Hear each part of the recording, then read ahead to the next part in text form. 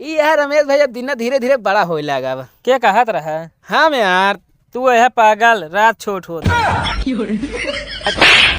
बात हुए भा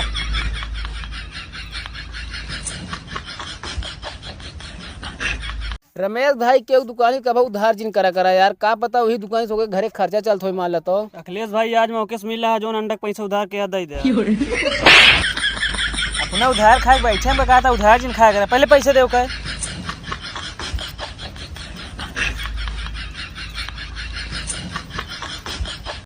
चला जल्दी देर होता है। आवत ही तनी है मुन पता ना कैसे चलता है। हराम खोर काट दब।